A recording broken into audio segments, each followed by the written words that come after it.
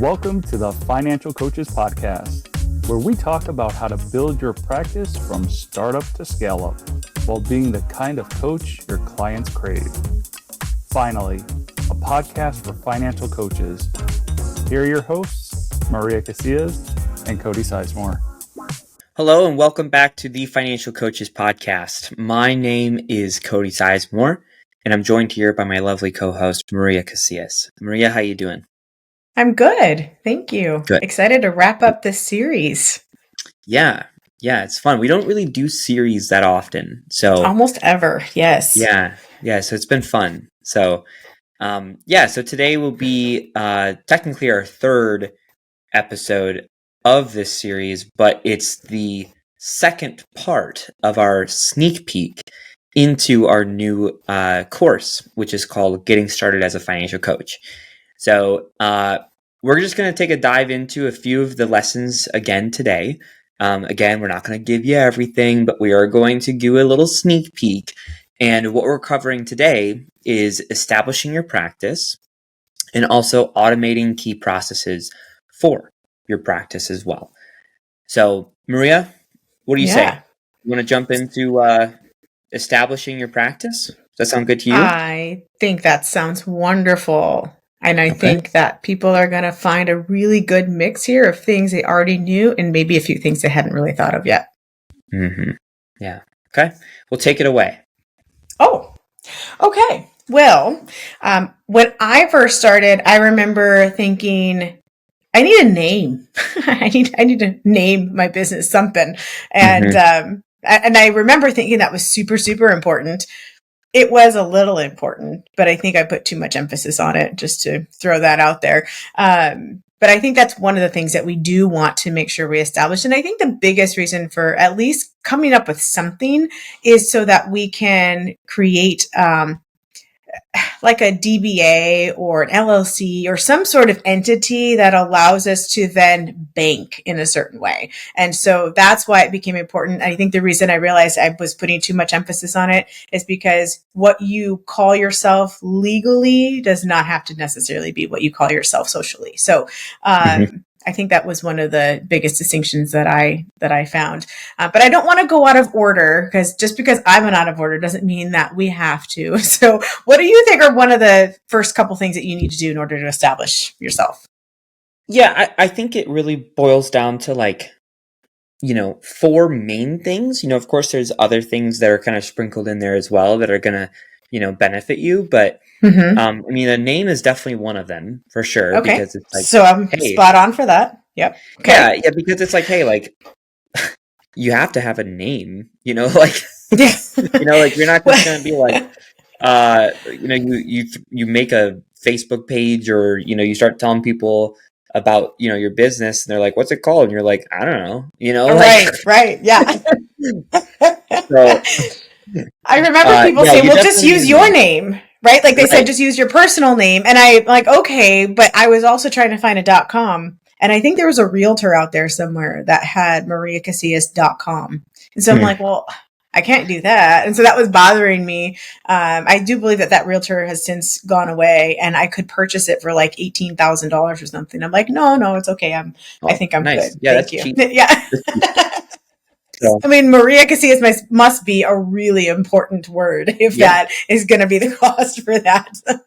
Anyway, I digress. So yes, you're right. We do need that name, but there's more than just that. Yeah, and then there's some of the more back end kind of stuff. Things like an EIN number with the IRS. Like a business bank account. And then of course, setting up your business as well. And one of the ways that we would suggest doing that is, doing an LLC to kind of protect yourself and also your business as well. So just getting those key components set up is going to be very, very important for establishing your practice. So yeah. And for those who don't know, LLC stands for Limited Liability Company. And the word liability is what we're really after, is if someone comes after you, that what they're able to do is take stuff from the business and not from your personal life. And that's why we separate the Right. two, because if you've done your due diligence and you've got a decent net worth, et cetera, you don't want a client coming after that. So that's really the reason for establishing that LLC. Yeah, you want to have something that legally is established so that you can protect yourself and your business. And also, setting up a way for you to pay yourself effectively so that you don't get in trouble with the IRS. That's never fun, so we want to make sure that all that stuff is taken care of, before you actually launch things, because otherwise it can get kind of sticky pretty fast if you don't. Yeah. So. And we actually just put out an episode about the IRS with Christine. So for those of you who had not yet listened to that, feel free to go back and check some of that. But it's not just because we want to stay out of trouble with the IRS. We're not some people might be doing this as a ministry, but if you're in business, you need to get paid. So that's the other piece of establishing a process for paying yourself. It's not just to stay out of trouble. It's to make sure that you have a process for paying yourself so you can continue to do what you're doing on your personal finances by having a consistent income through your business. Yeah. Yeah. And for those of you who have never started a business before, doing all this stuff, it might seem intimidating or overwhelming. But it's really not, The good news is that these steps of legitimizing your business, they don't take very long, and most of them are free. So for example, the LLC, that'll cost you a little bit, not very much. I think I did mine for $100, something like that. So it's relatively inexpensive, but the thing about it too is that it's also a tax deductible expense too. So, you can just say, hey, yes, it cost me a little bit of money, but it's tax deductible, So at the end of the day, and I know, really impact. I know in each state is different. In some states, it's a one and done. Like where I'm at in Arizona, it's one and done. You don't have to renew or re-up or anything Same like that. Thing with Ohio. Is that okay? So I know that there are some states where every year or every quarter, not every quarter, but every 3 years, you have to renew or stuff like that. Even still, it is a tax deduction, like you said, and it's really worth it to have that extra peace of mind. I'm going to just go back for a second. You mentioned that, a lot of times this can feel overwhelming. Have you ever heard that adage about how most of the worry that we do is about stuff that never happens? I kind of think that's how this is. I mean, I feel when I first started, I just was oh my gosh, I spent so much time worrying about what's the name? How do I set up an LLC? All of that. And sometimes if you just dig in and start, you realize that Cody's absolutely correct, that it's not going to take that long. And it's probably going to you'll probably be done faster than the amount of time you would have taken to worry about it. So just start. Yeah. So, establishing your practice, super important. It's not, the sexiest thing in the world, but it is very, very important. So, that's that. I want to talk to you about something that I did not do when I first started my practice, and it was such a headache. And now I'm doing it, and it's awesome.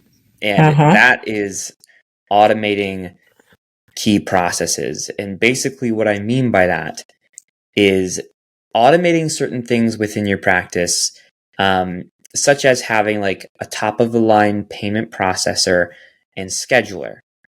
Having those two things can really create a smoother and more enjoyable experience for both you as the coach, but also your clients too. So having those two things, I can't even tell you, Maria, it's been so much better since I got this in place. And that was a mistake that I made when I first started. And that's one of the reasons as to why we created this course, is because it's hey, if I did it, then there's going to be a ton of people who did it too, who do that too. And I want to save you that headache. Trust me. Let me ask you, Cody, what kept you from setting up? Because you have only said 2 processes and they're pretty simple ones. So what Yeah. kept you from starting that when you first started? I just didn't know. I didn't Okay. know that those things even like existed, to be honest with you. I mean, I had an Mhm. idea that there was something out there, but I didn't know what they were called. I didn't know how to find it. I didn't know any of that stuff. Mhm. So, you know, I just did what I thought was best just to get things off the ground. And it was a learning curve, you know? Yeah. So, So will this course go into some of the details about what options are out there? oh yeah. Oh yeah. We go pretty deep. You know, we tell you different options. We kind of do like the pros and cons of them, you know, all that kind of stuff. And obviously, you know, we empower you to do what's best for you and what you prefer, but we definitely give you some pretty good insight on all this kind of stuff. So, Yeah. We give you all the tools necessary to make an informed decision. mhm. Yeah. Yeah. And this stuff is important too. I mean, like, let's just dive into payment processors to kind of like start, and then we'll talk about schedulers too. But this is important because first and foremost, it legitimizes your practice and helps you get away from cash and check. So that was one thing that I first did when I was first starting. I was meeting people at coffee shops and I was, you know, just asking people for cash, which Mhm. at the time I was like, that's fine. But looking back, I'm like, that's just weird. It's just weird, you know, like, I don't know. I just don't like it. And it just seems like unprofessional to me. Mhm. Mhm. So that's one thing, is that it like really does legitimize you and helps you get away from that. Uh, and speaking about unprofessional too, is that once I felt unprofessional with that, I made a shift of taking online payments, but I also did it in an unprofessional manner. And I Mm. was taking payment through these like, you know, personalized uh,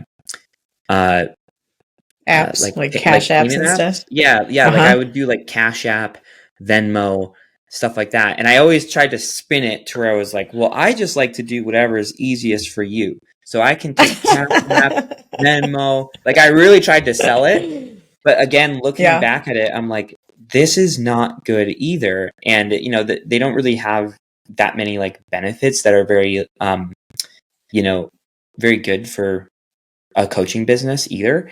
Mhm. So, you know, when you ask people to cash app you, again, it just sounds weird, you know? Mhm. Mhm. Um, There's one that I'm still willing to use, and there's a very which one? specific reason I'm willing to use it. The one I'm willing to use is Venmo. The Mm, reason I'm willing to use it is because it allows me to set up more than one bank account. So I can use it for business and for personal if I want to. All of the other ones, it only allows for one, and I refuse to commingle those dollars.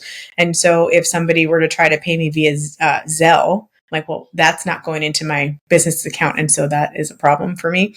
But yeah. Venmo sits there and I get to choose where it goes. And then I can also pay people, like if I have any, side work or whatever that they were like, oh, I really just, this is the only way I can get paid, then I can actually pay out of that as well. So that's the only one that I'm still willing to use for business. But I totally agree that it's not, it doesn't have a professionalism about Yeah. it that really is just bending to the will of the person. Yeah. So Yeah. with Yeah. some So, boundaries. yeah. So in having these processes, like or this processor rather, it's an easy way to collect payment, and Mm-hmm. you can also set up like automated payments for your client as well, Yep. which just benefits both you and your client. So for example, like, Mm-hmm. you know, if you have a client that you're working with and they're paying you monthly, or biweekly for your services, you don't have to hit them up every 2 weeks and be like, hey, can you send that payment? Hey, can you send that payment? Hey, can you send that payment? Like, you don't need to do Mm-hmm. that. You know, like you can just Mm-hmm. get their information one time, set up a schedule so that it auto drafts out of their account, just like they have set up with like their utility bills and stuff like that. And it just gets taken care of. And you don't even have to talk about them paying you after you do it one time, which is really, Yeah. really nice because, you know, that conversation is just awkward sometimes, you know?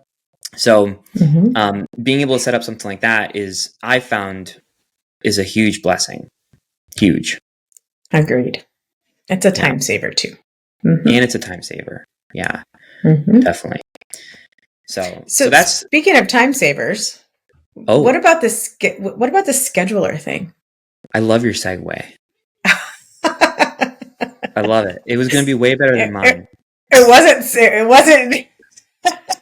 wasn't planned like much of what we talk about. But I'm glad it worked. Yeah. So yeah, let's talk about the schedulers. Okay, cool. Yeah. So this was also a mistake that I made when I first started my coaching business. I always did this dance of like, hey, when are you free? And they're like, oh, I don't know. Usually like Tuesdays and Fridays are good for me. And I'm like, okay, what time on Tuesday and Friday? And they're like, how Mm-hmm. about noon? And I'm like, oh, Mm-hmm. no, that doesn't work for me. But what about 4? And they're like, Right.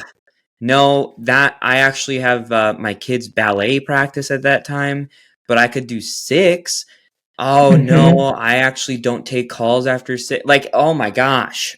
Mm-hmm. Yeah. It was horrible. It's an entire session just to set up the session. Yeah. Yes, it was horrible. So, Uh-huh. having a scheduler to where like all you have to do is you just say, "Hey, here's my booking link. Go ahead and pick a time that works best for you." Is so awesome because it has like your availability in it. Mm-hmm. It Mm-hmm. removes that whole dance of trying to Mm-hmm. figure out what works. And it just shows them when you're available and then they pick a time that works for them.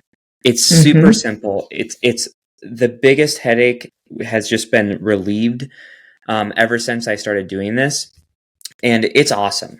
It's great. Yeah. Yeah, I have found that some people, when they start doing this, they feel like they're not as personal with their clients. They feel like they're kind of putting the onus on the client to take that and figure it out, if you will. However, I found that an easy transition for that is to go ahead and say, you can like actually have the conversation with them because you still, as the coach, you want to set the stage for how you are available for them because Mhm. otherwise they can take control of that and hijack it. And that's never good. You want to make sure that you are always in the position of the coach, the one who's running this, right? But you can absolutely have a conversation. I'm typically available Tuesdays, Thursdays, and Saturdays at these times. But to make it easy for you and to not make you have to know everything on your own schedule right now, I'm going to send you this link so that you can take time to see what works best for you. And that just seems a little bit more personal than, hey, here's a link, figure it out, right? Mhm. So that's just a little transition that you can use if you want to feel like you're a little bit more personal. However, if you don't have that, like Cody said, it's like a song and dance. It's like trying to figure out, and it's ridiculous, and it's not fun for them either. That's the other piece of it. Yeah. And another benefit of this as well is that with these schedulers, it also automates how you meet with them as well. So, Amen. you can collect their phone number through it. You can have a Zoom link populated through it or a Google Meets link populated through it. You could even schedule in-person locations. Like if someone is local to you and you have a favorite coffee shop or whatever it might be that you like meeting people, you can give them that option, to where it's like, would you want to meet in person? And if so, here's like 2 or 3 locations that you can choose from, and I will meet you there, kind of thing. Mm-hmm. So that's really nice too, because it's not just hey, what about day and time, but it also takes care of location as well. Yep. Yep. So, And you can usually get very specific with those and say, this type of session I'm going to do via Zoom, and this type of session I'm mhm. going to do via phone. And that just becomes very automated. And I think in the beginning, before we either before they had that option or before we figured it out, either ways a possibility. But here at New Money Habits, we have different session types, and sometimes we meet via Zoom, and sometimes we meet via, in person or on the phone. But because there are several of us working with several clients, it was hard to really, like, I'd have to call somebody and be like, oh, is this person supposed to be doing this, or are we meeting this way? And now that we have it all in the system, man, that saves all of the back and forth questioning. It's like I open up the appointment and I see, oh, it's this appointment type. It has a Zoom link. So therefore I know we're meeting via Zoom. And it's just, it takes all the guesswork out of it. So I just love how customizable some of these schedulers are. Mm-hmm. Yeah. Yeah. And here's the thing, like, you want to create as little friction as possible. And also create like as much ease and efficiency as possible for these prospects. Okay. Because ultimately, like, you need to create a really good experience for them and appear professional, appear legit, established. And, even if you're just starting out, like, this is the best part about this. Okay. If you are able to present yourself in this way, and you're able to make things so smooth, like smooth as butter or as smooth as a baby's bottom. Okay. If you're able to do that, the likelihood of client conversion, meaning like the likelihood of you turning people from prospects into clients, increases tenfold because you've created a really good experience for them that isn't full of friction and is not full of headaches. And that's confusion. It's so important. So important.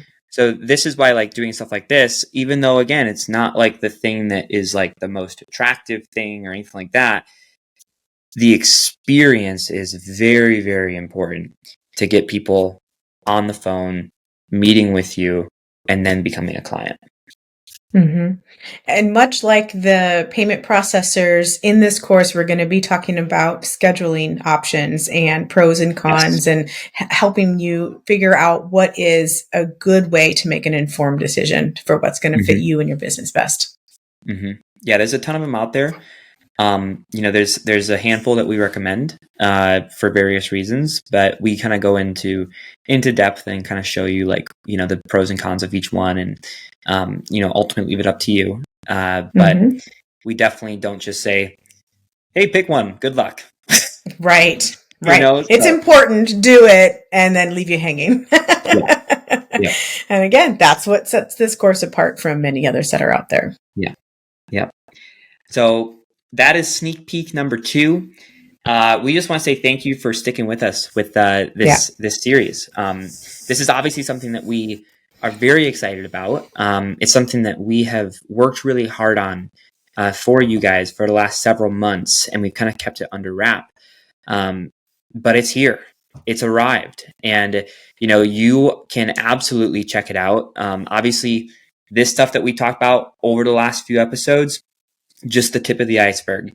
We really go deeper into this within the course, and we'll of course put a link in the description for the course so that you can check that out, and all that kind of stuff. But this is something that if you've been listening to this podcast, and whether it be your first time listening to it, or maybe you've been listening to this podcast for months and you've just been thinking, and you've been, trying to figure out, like, how do I do this? How do I get started? What's my strategy? What's this? What's that? If that is you, I'm calling you out right now.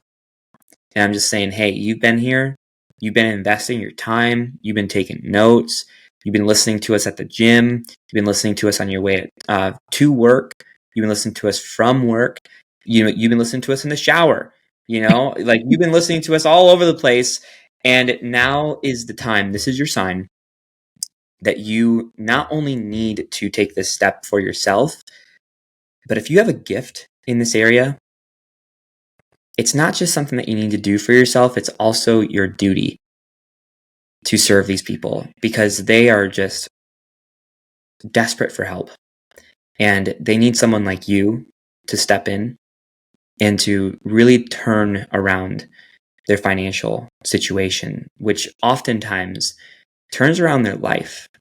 And if they're people who have families, you can turn around an entire legacy. You can be a part of that. And it's your duty. So if you're feeling called at all, this is the time. Check out the course. It's made especially for you. because I know that you are trying to get started as a financial coach. So thank you guys. Thanks for listening. We'll catch you next week with some brand new content. And in the meantime, check out the course and enjoy your week. Thank you guys. Thank you for listening to the Financial Coaches Podcast, brought to you by New Money Habits and Sizemore Financial Coaching.